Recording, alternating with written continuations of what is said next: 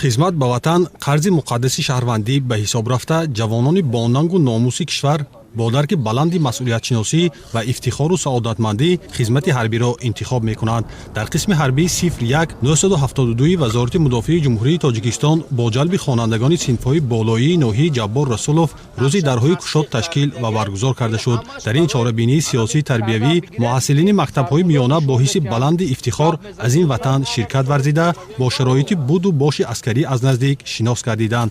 این ملاقات تاکید گردید که محض با تلاش و دستگیری‌های پیوسته سرفرمانده عالی قواهای مسلح پرزیدنت جمهوری تاجیکستان محترم امامعلی رحمان ارتش ملی به یکی از واحدهای پر اقتدار نظامی تبدیل یافته با تمام شرایط و نوترین یراق و اسلحه‌های جنگی مجهز میباشد. در صف ارتش ملی فرزندان شجاع و دلیر میهن خدمت نموده برابر گذشتن مکتب مردانگی مرز و بوم کشور را حفظ و حمایت می‌نمایند.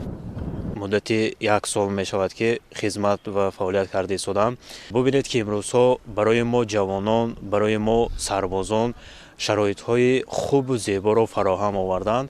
ما کوشش به خرج می‌دهیم که بگذار انا همین وطن عزیز ما فقط آباد باشد، زیبا باشد. ببینید که امروزها برای ما اساسگذار صلح و وحدت ملی پیشوای ملت جناب عالی امامعلی رحمان امروز برای سربازان بسیار شرایط های خوب و زیبا را فراهم آوردند. خدمت به وطن مادر برای هر یک جوانان این قرض است. باور دارم که تمام جوانانی که هستند در دل مهر وطن دارند. کوشش میکنم برای وطن عزیزشون کمی باشد هم خدمت صافدلانه و صادقانه کرده باشند.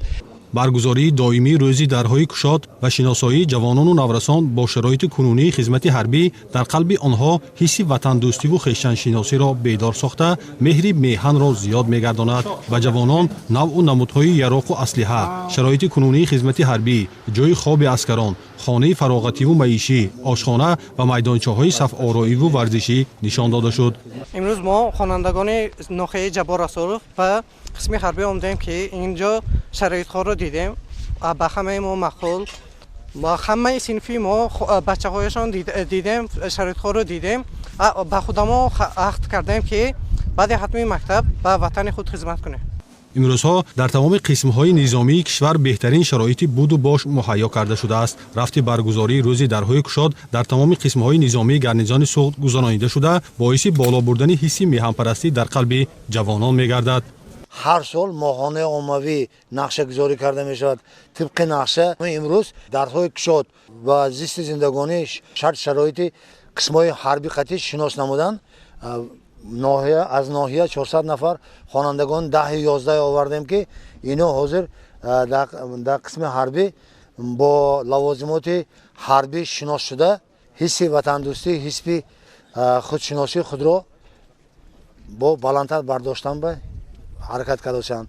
حکومت جمهوری تاجیکستان بهر تأمین رشد منتظم ارتش ملی از جهت مادی و تکنیکی تمام تدبیرها را روی کار می‌آورد و جوانان شجاع و دلیر وطن با افتخار و سعادتمندی قرض مقدس خویش را اجرا می‌نمایند.